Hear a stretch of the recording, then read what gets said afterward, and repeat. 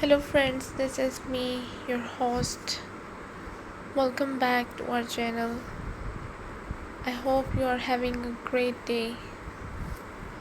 So, today I'm back with another video to give a review on another book, which is Three Mothers. In this book, you will know that they all have secrets, but the truth may destroy them. Is by Hannah Beckerman. A frown puckers Abby's forehead that Isla still isn't home, but she consciously irons it out. Greets her younger daughter with a smile. I thought you were staying at Freya's tonight.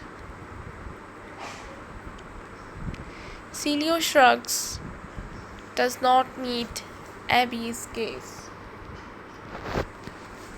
Changed my mind.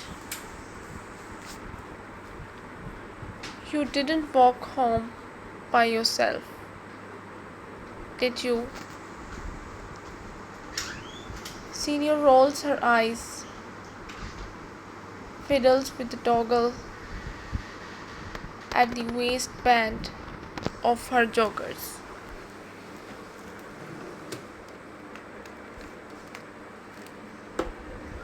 It's literally a 10-minute walk. Still, I had rather come and get you when it's late.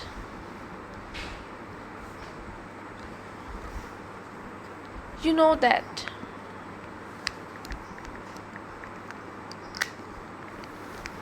Senior sighs with teenage forbearance,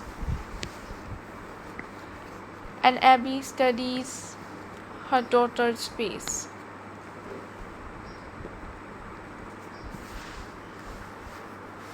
Watchful blue eyes framed with thick black kohl eyelashes cacked in mascara.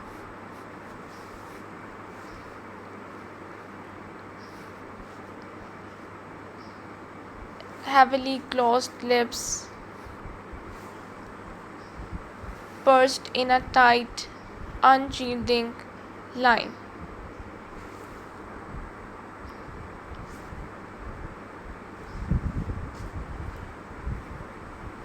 You haven't heard from Isla, have you? Celio looks directly at Abby's for the first time since arriving home and Clover's.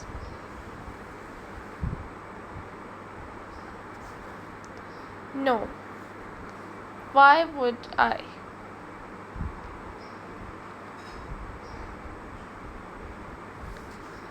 I just thought she might have texted you or something. She said she would be home at 10.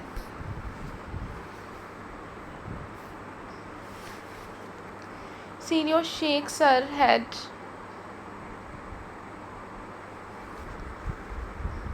God forbid, little miss. Perfect might be 15 minutes late.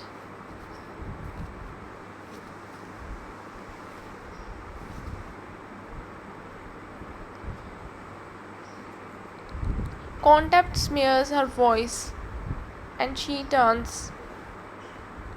heads towards the door.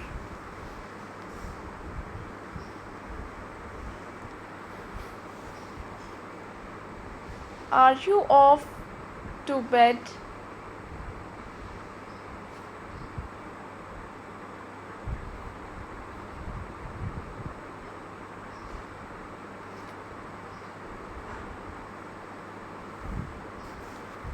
Yup, the single clipped syllable hangs in the air as Celio exits the room.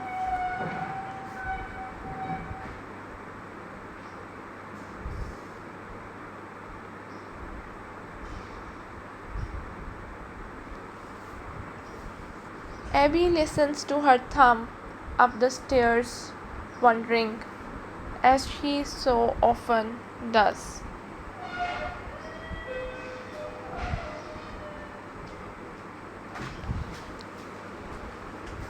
About the person Celio might be in a parallel world, one in which her father had not died of a stroke a week after her 10th birthday.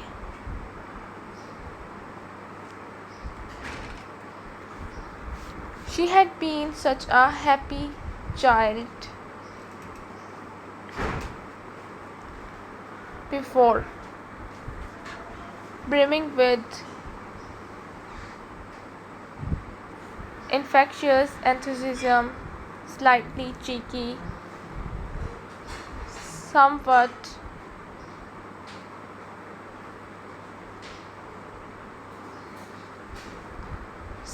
maverick, a natural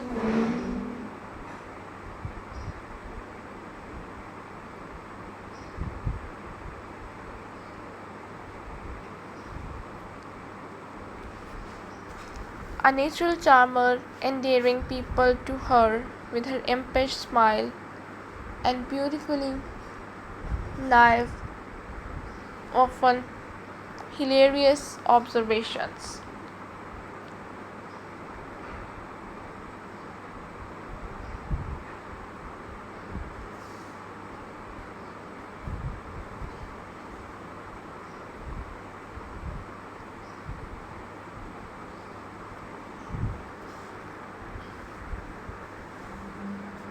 The kind of child who managed to attract the affection of a room without ever showing off. But now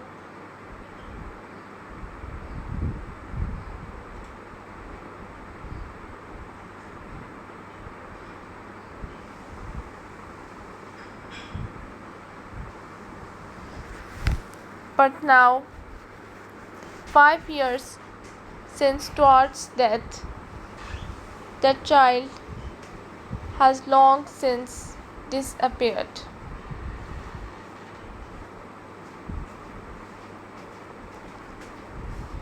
By a teenage Replaced by a teenager who seems full of disdain for Abby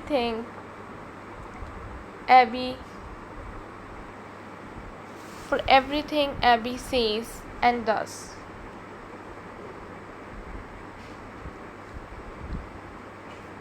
However much she tries to reach out to her.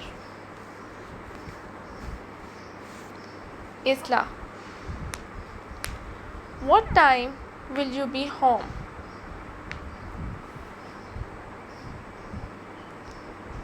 Isla folded the items she would need for training after school and packed them into her bag.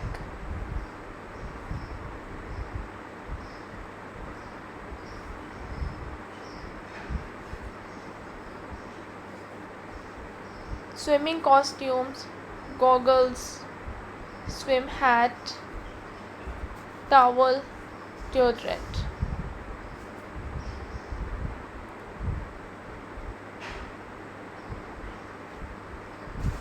I'm not sure. 10 maybe. And it will just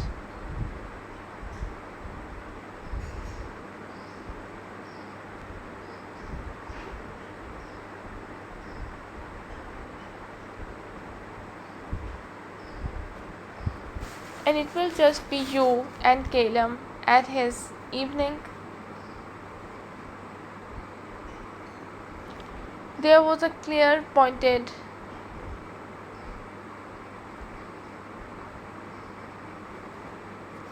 There was a clear pointed edge to her mom's voice, and Isla pulled her face into a reassuring smile. I'm only going there to study, Mom. Caleb's going to help me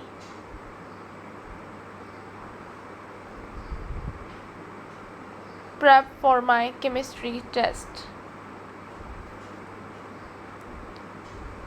And I am going to help him with his application for summer school.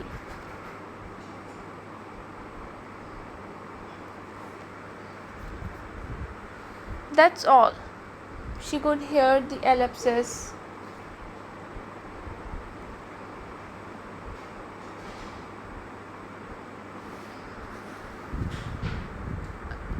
at the end of her sentence. We are not going to have rampant. It's not like that. You can trust me to be sensible. Wouldn't Callum rather come here? We have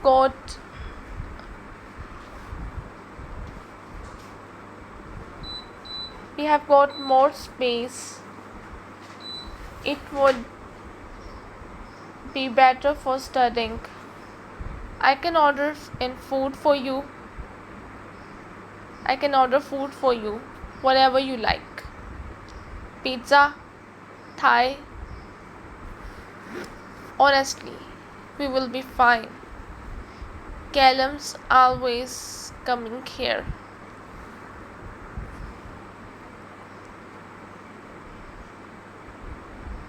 Isla watched a pleat of concern fold across her mom's forehead.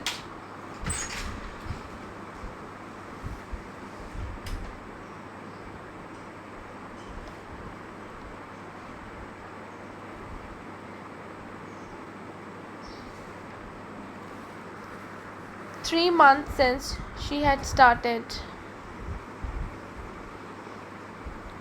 I'm not getting distracted, and I'm not letting anything slide.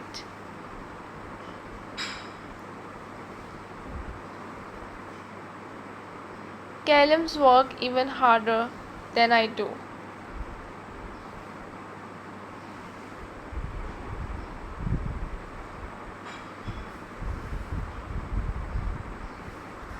Jesus, is that even possible?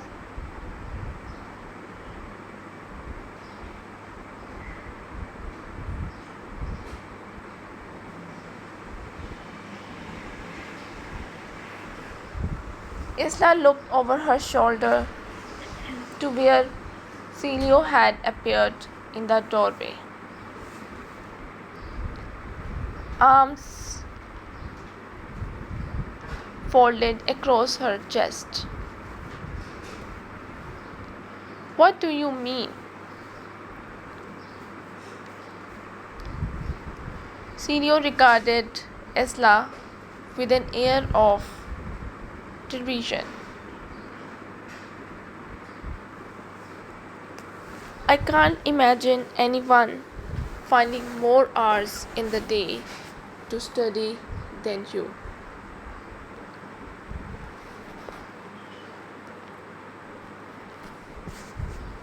Their mom sighed. There is nothing wrong with wanting to do well. Celio, it wouldn't hurt you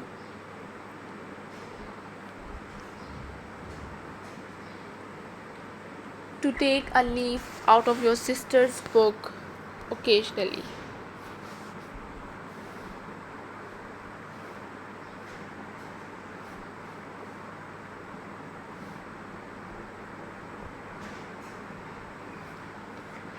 Isla watched as Celio's face tightened like a fist. Yeah, well, we can't all be as perfect as Isla.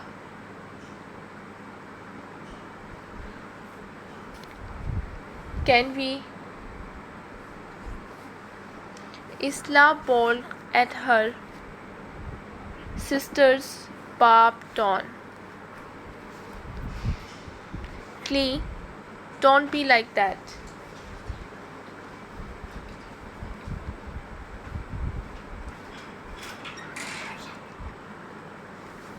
Like what? Celio glared at her.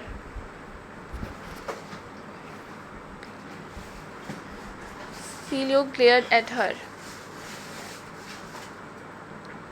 Before she could phone him, a large black SUV pulled into the lay-by beside her. Isla was aware of her body. Teasing.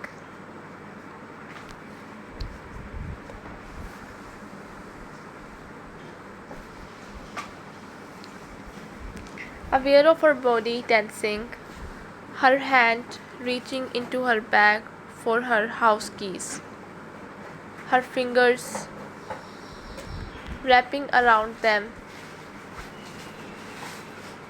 in preemptive self-defense.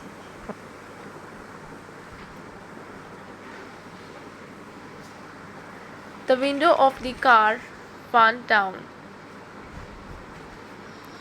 and Isla felt her body relax as Andrew Forrester smiled at her from the driver's seat. Hey, are you okay? Isla nodded. Just waiting for an Uber.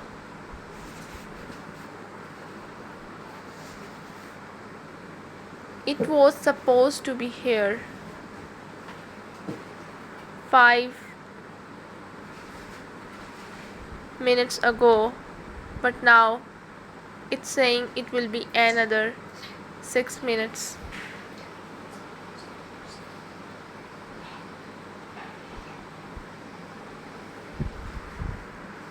Andrew gestured to the passenger seat. Hop in. I am heading home. I will drop you off.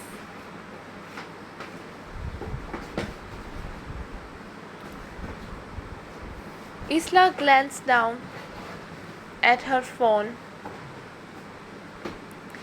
Knew Callum would be waiting for her to call. She was on the verge of politely declining Andrew's offer.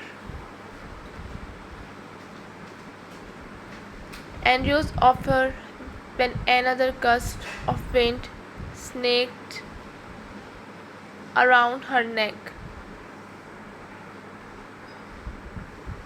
figuring she'd be home in 15 minutes and could ring Callum then. She looked back into the car. Are you sure you don't mind?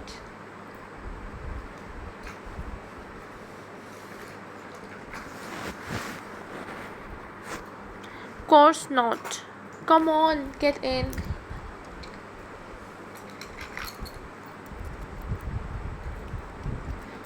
It's freezing out there.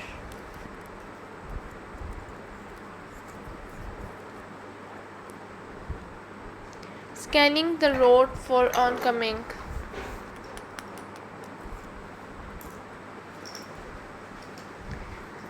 Scanning the road for oncoming traffic. Isla ran around to the passenger door, got in the car, cancelled the Uber. Andrew waited for her to fasten her belt before pulling out into the road and heading towards the home. Have you been swimming tonight? Yup. How many times? How many times a week are you training now? 6. Good. God, that's a lot.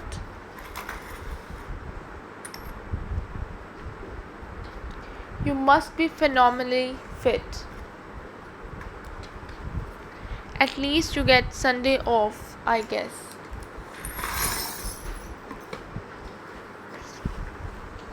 Thanks for the lift.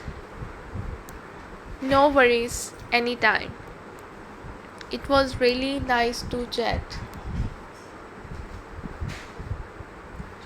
Andrew smiled, locked eyes with her.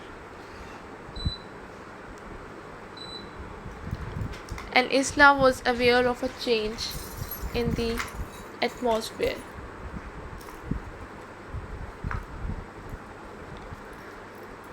A moment of temporary discomfort she could not quite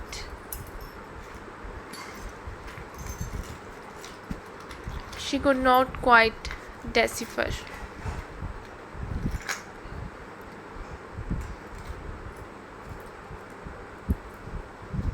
Opening the car door, she stepped out onto the pavement.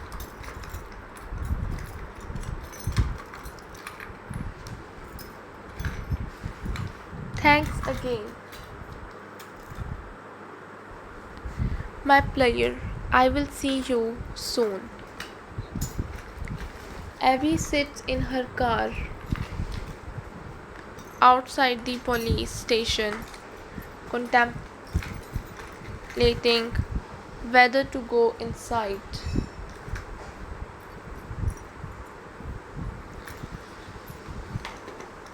Whether to reiterate everything she said 10 hours ago.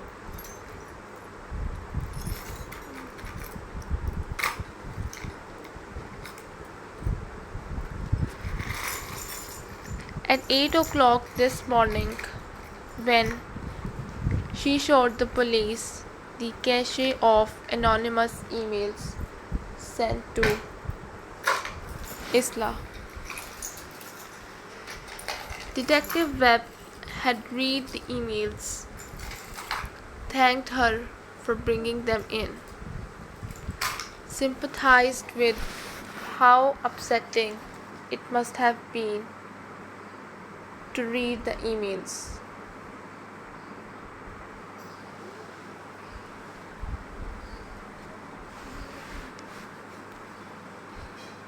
When Abby questioned him outright,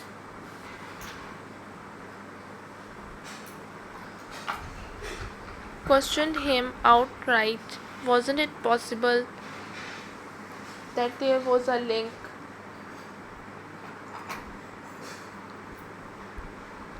between Isla's killer and whoever wrote those emails? Detective Webb had looked at her almost sadly. The pity unambiguous in his expression, and repeated what he had already told her countless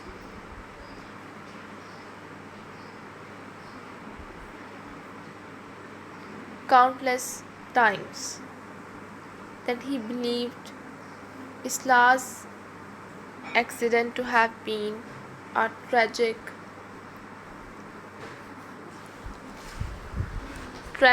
random hit and run, that there were no grounds to suspect anything more sinister.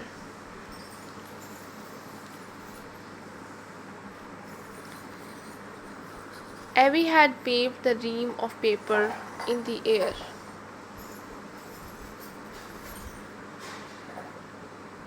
asked whether this wasn't evidence enough that there might be another explanation, that perhaps it wasn't random.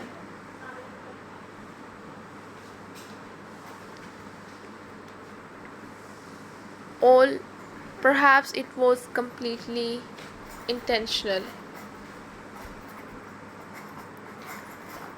That perhaps it wasn't random at all. Perhaps it was completely intentional.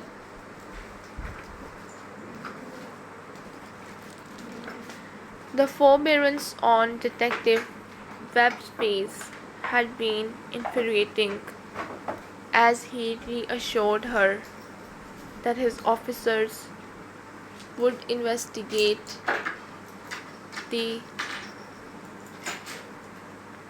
investigate the emails if he would allow them access to Isla's account.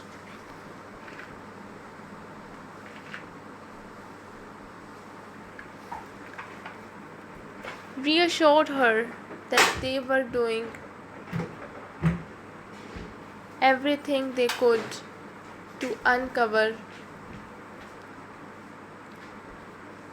the circumstances surrounding her daughter's death. He had concluded far too swiftly.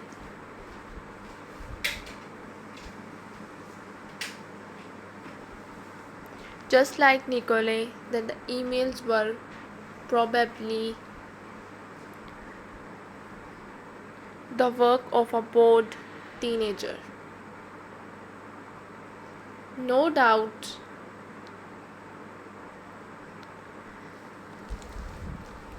someone from Isla's school, perhaps someone she had fallen out with, who was trying to get her under her skin.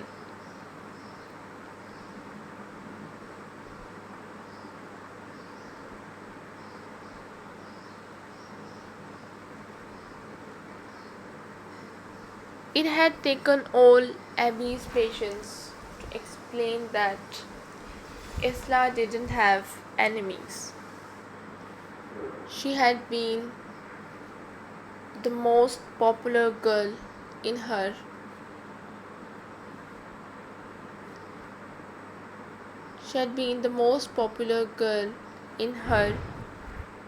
year, and her school wasn't like that.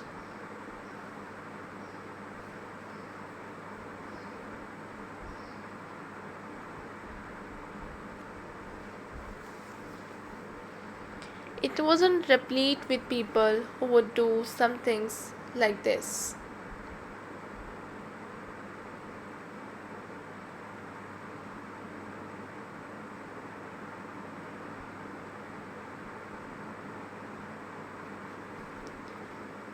Detective Webb had been more interested in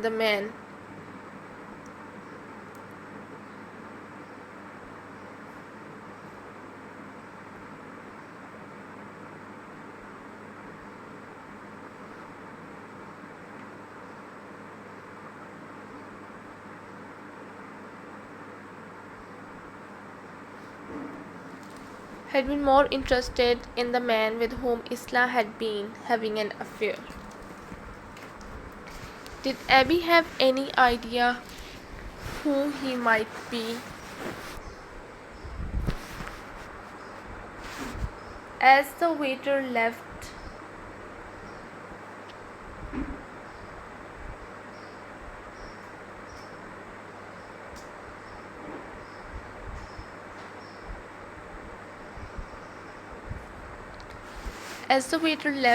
an uncomfortable silence descended. Isla tried to think of something to say,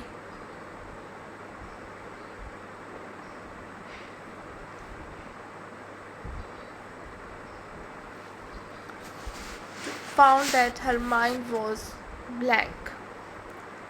I really am sorry that you had to go through that on Tuesday.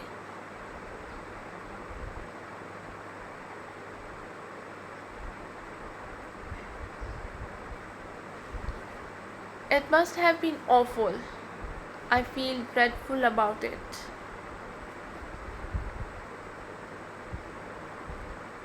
Isla shook her head. It wasn't your fault. But it was, in a way. If I hadn't fallen for you, if we hadn't begun this relationship, you had never have been in that situation.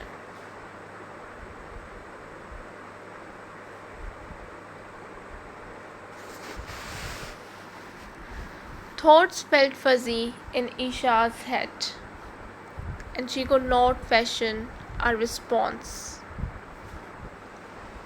It made me realize how selfish I have been, how selfish I am being.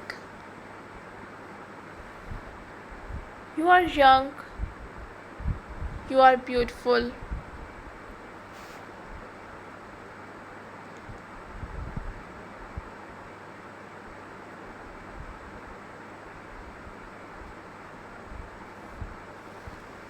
You are young, you are beautiful, you have got your whole life ahead of you. You should be spending time with your friends, having fun, going to parties. Not in a relationship with an old man like me. Andrew forced a laugh that sounded like the low growl of a car engine.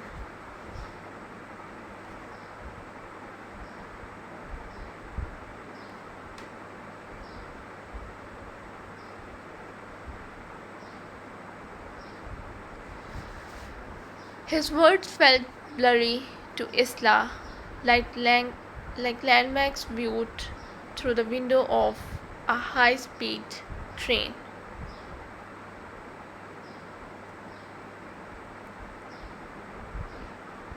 But I want to be in a relationship with you. It's not selfish if it's what I want to.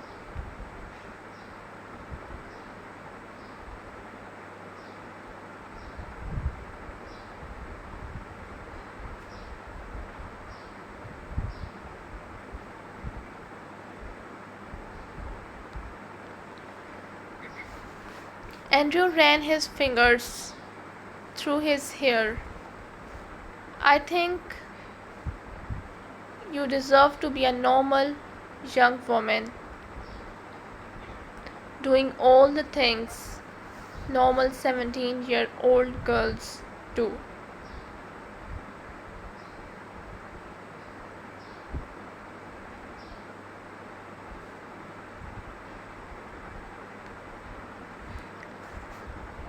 What does that mean? Isla's breath felt shallow suddenly.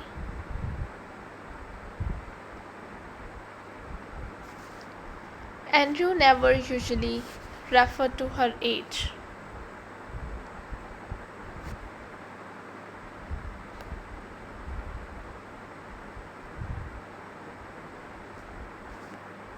It was a tacit agreement between them not to ignore the fact of their sizable age difference. As he had said at the outset of their relationship, age was irrelevant when two people felt about each other the way they did.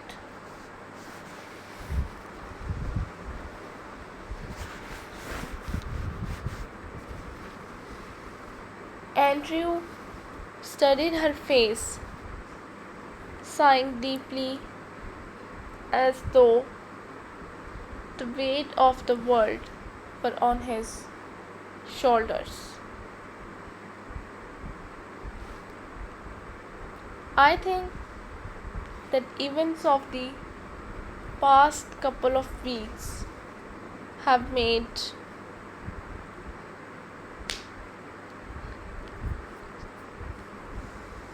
me realize how unfair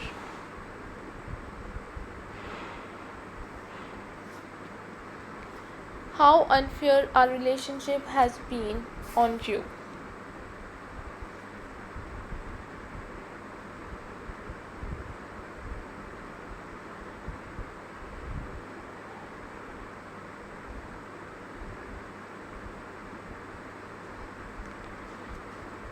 Unfair in what way?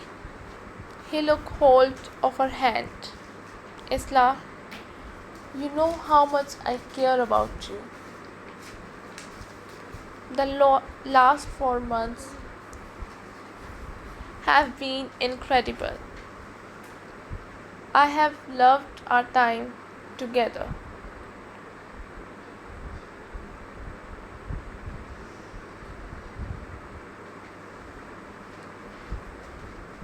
But what happened? It's been a real wake up call.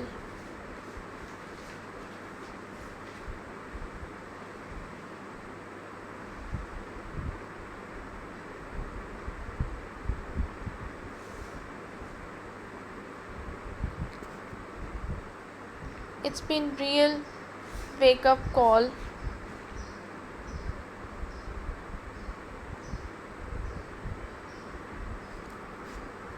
for me that it's just not fair on you.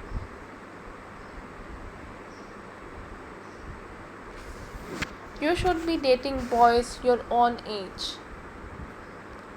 You should be out having fun.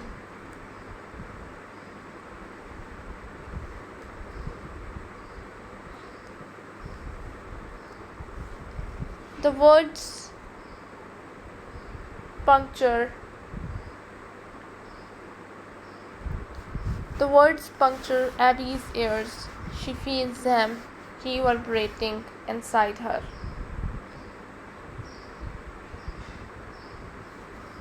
Defying any coherent meaning. Mrs. Forrester, are you admitting to driving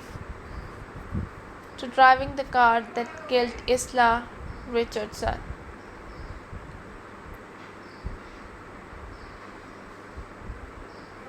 Abby listens to the officer's question, watches Nicola's eyes dart around the room.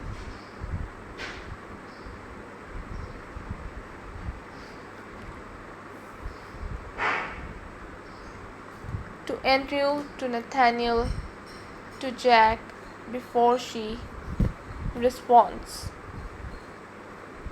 Yes, Abby feels as though she has stepped into a parallel universe where everything has been debased, corrupted, contorted beyond recognition.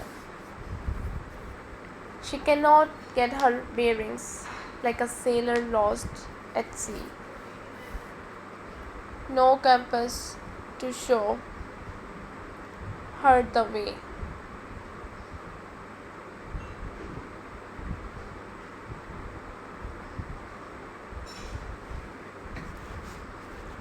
Nicole, what the hell?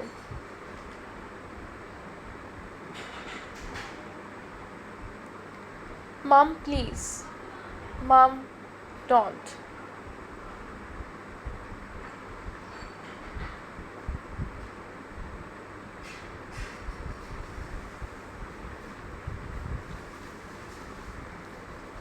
Abby hears the trio of voices, Andrew, Nathaniel, Jack, and watches as Nicole exhales deeply, squeezes Nathaniel's arm, pulls Jack tight into an embrace, whispers something.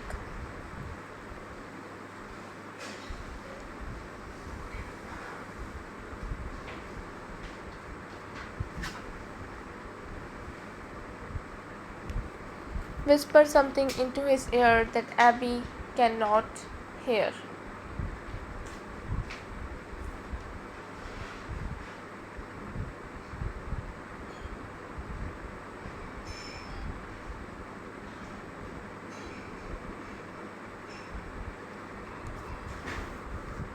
I don't understand.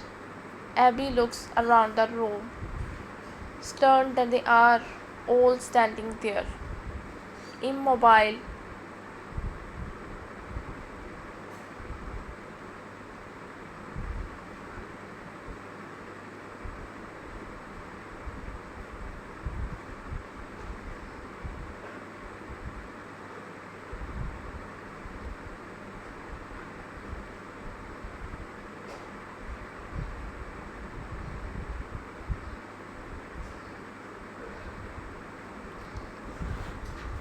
As though Nicole has not just placed a bomb in the center of the kitchen and detonated their lives. Nicole turns to her, tears in her eyes. I'm sorry, Abby. I don't know what to say.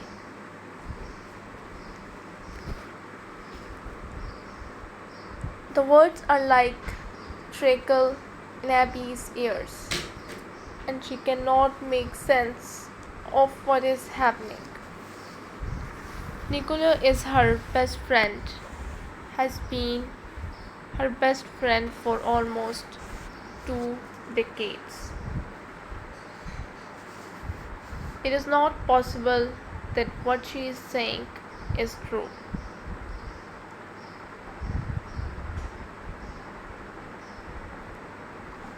But then Nicole begins to talk, her confession, an unrelenting torrent, and they are words Abby does not want to hear.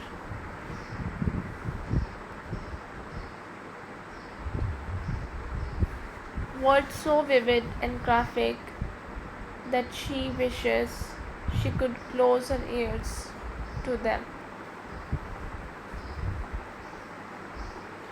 Knows they will haunt every dream and plague every grief-stricken moment.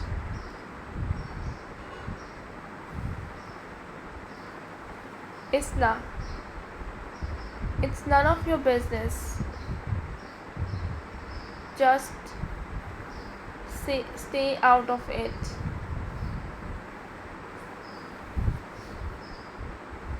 Isla glared at Callum, furious with him for shining a light on the mess her life had become.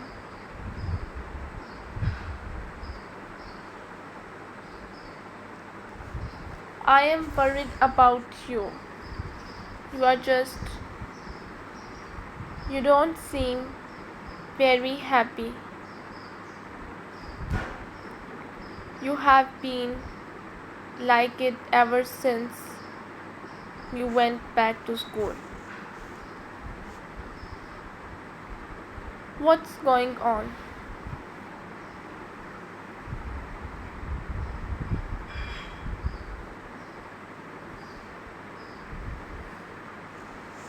Callum's voice was kind, gentle, and somehow that made it worse.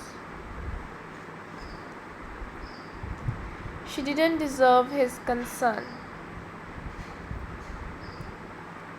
She didn't deserve his concern. She didn't deserve anything from him, given the way she had treated him. She wouldn't blame him if he never spoke to her again. I am fine. But you are not. You know you are not. Callum posts.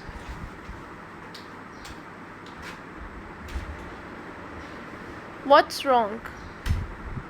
Isla shivered despite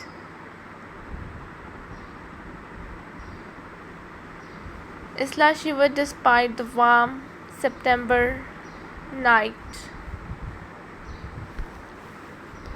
She looked at Callum leaning against a garden wall.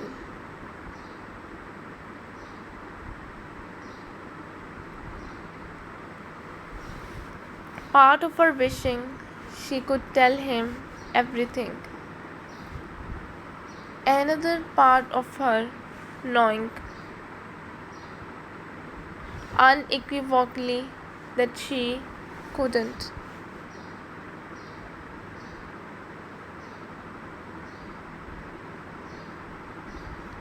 For the past month, she had barely slept.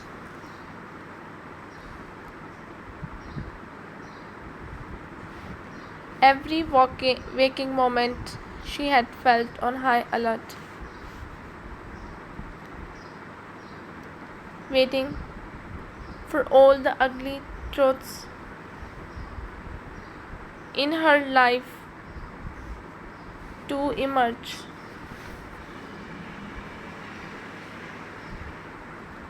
Waiting for Nathaniel to tell everyone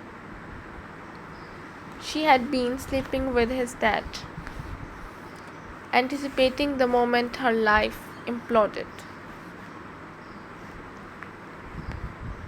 Every time she walked into the sixth form common room, she was convinced people were whispering about her.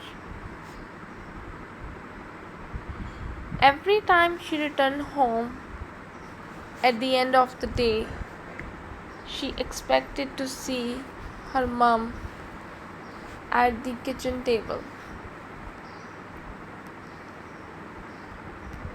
face contorted with disappointment. Her friendship with Nicole destroyed because of what Isla had done. 4 weeks since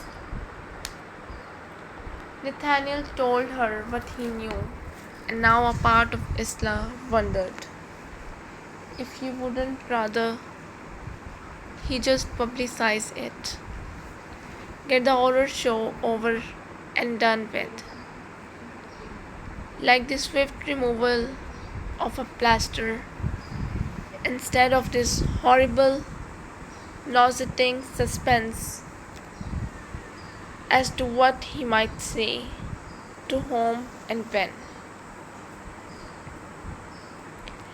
Abby holds Senior's hand as the boat skims across the water. Behind them, the skipper looks steadily forward, eyes strained on the horizon. The wind bites Abby's cheeks, but both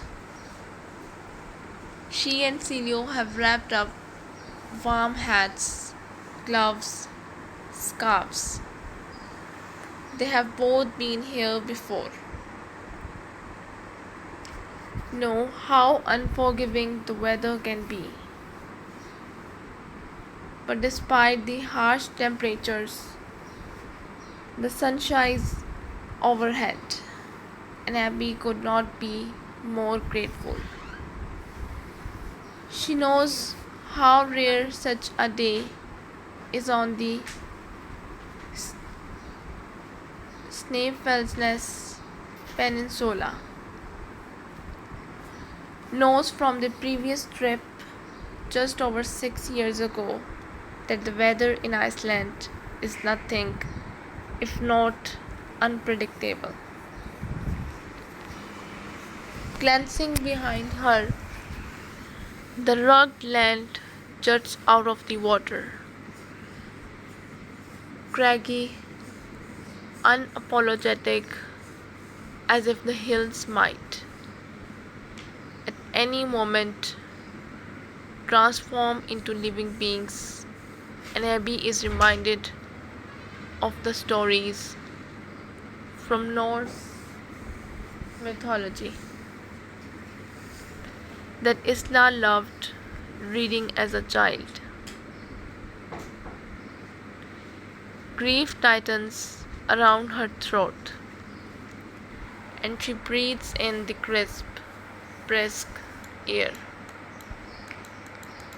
It was Celio's idea to come here on the first anniversary of Isla's death. Back to the location of their final family holiday, just 2 months before Stuart died.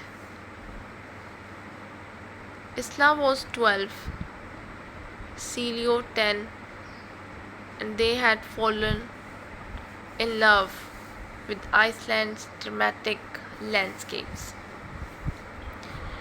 Its snow-capped mountains, erupting volcanoes, theatrical geysers. Both Abby and Stuart had been amazed how far the girls were willing to hike 15 kilometers a day to waterfalls and volcanic craters, past hot springs and glaciers.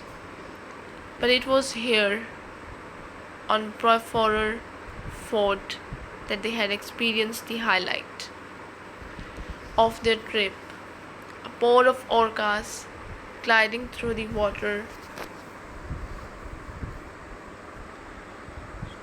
6 adults and a calf, a once in a lifetime sighting. Isla had been mesmerized.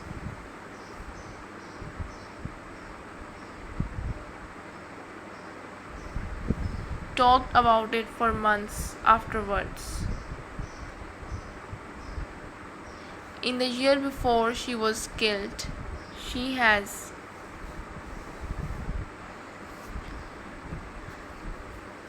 researched volunteering opportunities in Iceland. Said she was thinking of spending her summer before university helping out on an environmental project. For 10 minutes or 20, Abby has no sense of time. She and Celio stand next to each other in silence. Abby's around Celio's shoulders, watching their father, husband, sister, daughter become part of the landscape. The only sound is the gentle lapping of waves against the hull, the call of gulls overhead, the whistle of the wind. She knows there is no perfect ending, no flawless goodbye. But this, she thinks, with the fortress blue sky and the golden sun, with the distant rocky mountains that will be here millennia after all of them are gone, is as close to a perfect resting place as it is possible to imagine.